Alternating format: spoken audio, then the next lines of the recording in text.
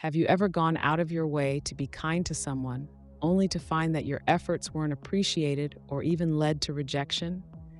It's confusing and often frustrating. We've been taught that being nice is universally good, that kindness is the key to forming connections. But when it comes to relationships, things aren't always that simple. Sometimes being too nice can backfire. In this video, we'll explore the psychology behind why excessive niceness might not work the way you think. By understanding the nuances of human connection, you can learn to be kind without losing individuality or confidence. Let's uncover the truth about the niceness gap and work towards bridging it for healthier and more meaningful relationships. Niceness isn't always interpreted the way we think. When you're kind to someone, especially in romantic or social settings, it might seem like the perfect way to connect. After all, who doesn't like a kind person? However, kindness without balance or authenticity can create what we call the niceness gap. The niceness gap occurs when your intentions and actions as a kind person fail to align with how the other person perceives them. Instead of being seen as warm or approachable, excessive kindness can sometimes come across as overbearing, disingenuous, or even dismissive of your own individuality. The goal isn't to stop being nice, it's to recognize that niceness needs context. Human beings crave deeper qualities such as confidence, authenticity, and a sense of individuality, all of which can get lost when kindness crosses into over-niceness. Why doesn't niceness always lead to attraction or deeper connections? To answer this, we need to look at the psychology behind human behavior and relationships. While kindness is universally appreciated, people also value qualities like strength, independence, and emotional depth. When you're overly nice, it can sometimes send signals that go against what people are innately drawn to. Excessive niceness may accidentally project a lack of confidence. Constantly striving to please others can come across as insecurity. People interpret confidence as one of the most attractive traits, and over-niceness can sometimes undermine that perception. A lack of authenticity. If someone feels that your niceness is performative or motivated by the desire for validation rather than genuine care, it can be off-putting. An absence of boundaries. Constantly putting someone else's needs above your own can make you seem overly accommodating, which might devalue your individuality in their eyes. Ultimately, humans are drawn to dynamic and balanced personalities. While being kind is important, when that kindness lacks elements of confidence and self-respect, it may unintentionally sabotage your ability to form meaningful connections. Here are some common behaviors that stem from over-niceness and can create distance rather than connection. Always agreeing. You might find yourself constantly agreeing with others to avoid conflict, which can make you seem inauthentic or overly eager to please. 2. Suppressing your needs. If you're always prioritizing someone else's feelings, hobbies, or choices and neglecting your own, it can create an unbalanced dynamic. 2. Suppressing your needs. If you're always prioritizing someone else's feelings, hobbies, or choices and neglecting your own, it can create an unbalanced dynamic. 2. Suppressing your needs. If you're always prioritizing someone else's feelings, hobbies, or choices and neglecting your own, it can create an unbalanced dynamic.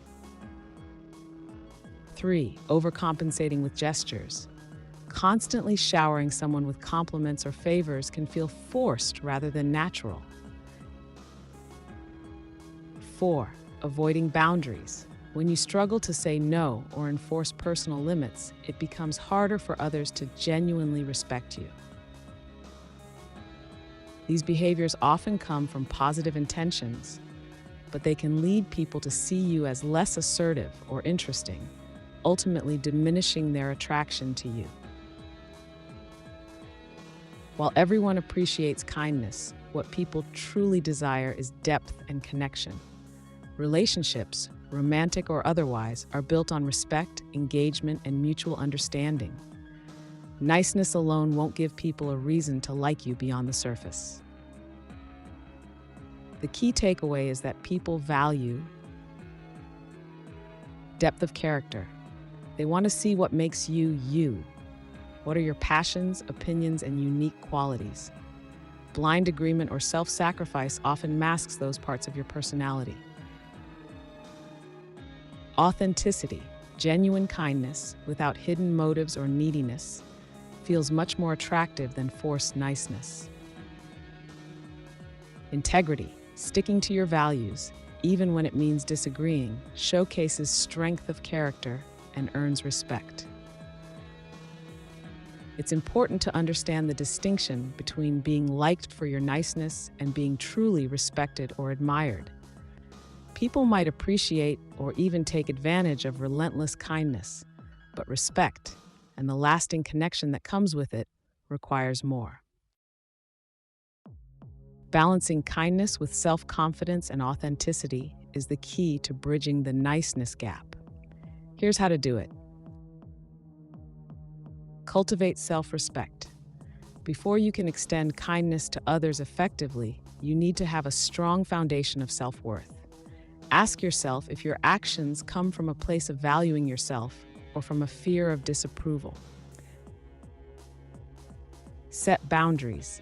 Don't be afraid to say no or express your personal needs. Setting limits shows that you respect both yourself and others, which fosters healthy relationships. 3. Be assertive. Express your thoughts and feelings openly while remaining respectful. This is different from being aggressive or overly submissive.